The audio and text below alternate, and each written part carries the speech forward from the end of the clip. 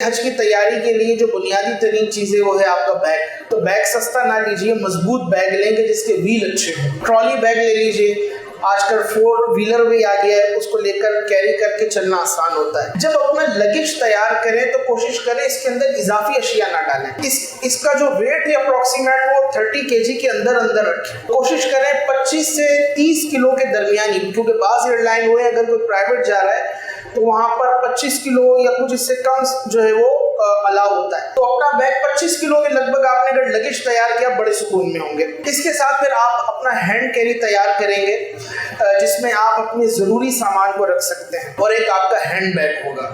تو یہ 3 بنیادی بیگ ہیں جو حاجی صاحب مرد ہیں ان کے لیے ہونے چاہیے، اور اگر حجن صاحب ہیں تو ان کے لیے بھی ایک بیگ ہو، ٹرالی بیگ ہو.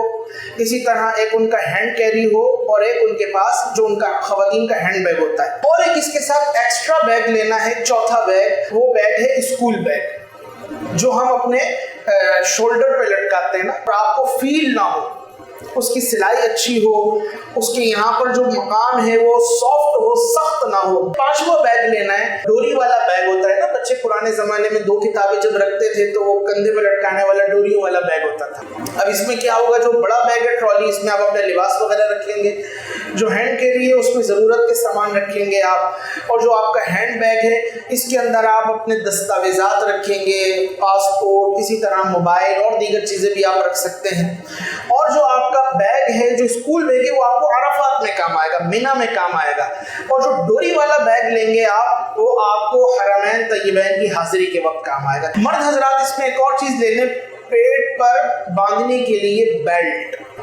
تو اس کو ملا کر ٹوٹل 6 ٹائپ کے بیگز ہو گئے، یہ آگے کام دیں گے. اس میں چھتری رکھ لی جائے، پانی کی بوتل رکھ لیں، یہ جس کو سنت باکس کہا جاتا ہے، جس میں آپ کا سرما ہو گیا، سوئی دھاگا ہو گیا، شیشہ کنگا ہو گیا، قینچی ہو گئی، نیل کٹر ہو گیا.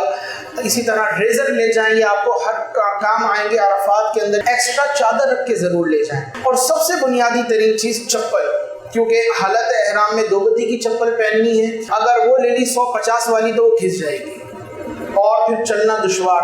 آگے میں آپ کو کلومیٹر بتاؤں گا کہ چلنا کتنا ہے، حج میں چلنا ہی چلنا ہے. اب بات آتی ہے کہ بھائی احرام بھی تو لینا ہے. بالکل احرام لینا ہے. تو احرام جو ہے مرد حضرات وہ 1 سے زیادہ احرام رکھیں، 2 بھی رکھ سکتے ہیں، 3 بھی رکھ سکتے ہیں. احرام جو لینا ہے وہ ٹاول والا لینا ہے، اور نیچے باندھنے کے لیے لٹھے کا لے لیں. اور اگر آپ چاہیں تو وہی سافٹ ٹاول لے لیں، ضروری نہیں لٹھے کے نیچے لیں. تو احرام سافٹ ٹاول ہو، بڑے سائز والا ٹاول ہو، چھوٹا نہیں. کبھی بھی احرام لپیٹے نہیں، کیونکہ اس سے پھر چلنا ممکن نہیں ہوگا.